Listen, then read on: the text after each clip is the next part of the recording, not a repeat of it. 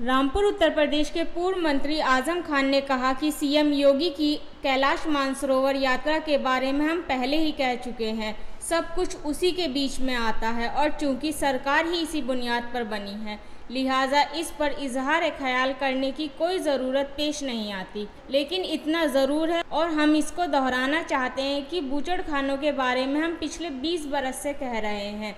अब देखिए, क्योंकि सरकार ही इन बुनियादों पर बनी है, लिहाजा इस पर कोई इजहार ख्याल करने की कोई ज़रूरत पेश नहीं आती।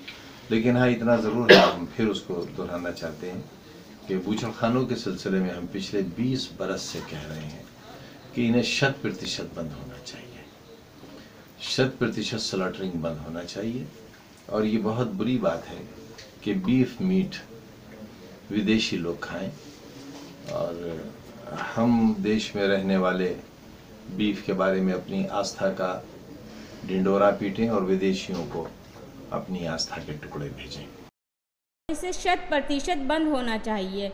यह बहुत गलत बात है कि विदेशी लोग बीफ मीट खाएं और हम देश में रहने वाले आस्था का ढिंडोरा पीटते रहें।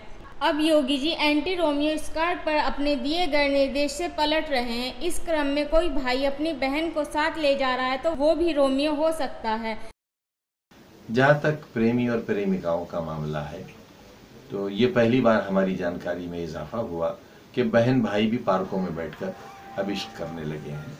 शायद माँ बाप उन्हें बहन भाइयों का रिश्ता बनाने की इजाज़त घरों में न देते हों। ये भी हमारी जानकारी बढ़ी। असल सवाल एक और है, असल सवाल है देश के किसान का। बनारस में देश के सबसे बड़े राजनीतिक व्यक्ति हैं, जिन्हें मैं बादशाह कहता हूँ। बादशाह ने घोषणा की थी कि पहली कैबिनेट में, उत्तर प्रदेश की पहली कैबिनेट में किसानों का सारा कर्ज माफ कर दिया जाएगा। पहली कैबिनेट में प्रदेश में चलने वाले सारे बूचड़खाने बंद कर दिए जाएंगे, सभी। उस वक्त वैध और अवैध की बात नहीं आई थी, सब बंद कर दिए जाएंगे। बेटा माँ को साथ ले जा रहा है, क्या वो भी रोमियो हो सकता है? ये पुलिस कैसे सुलझा पाएगी कि कौन किसको साथ ले जा रहा है? आजम खान ने खुलकर कहा कि मीट और बीफ खाने वाले हिंदू भाई हैं, खास तौर पर जैन समाज के लोग इस काम में आ गए। मोदी जी की इनसे मित्रता है, पहले इन पर प्रतिबंध लगाना चाहिए, क्योंकि भारत में सबसे ज़्यादा बूचड़खाने हिंदुओं के हैं, मुसलमान के कुछ ही हैं।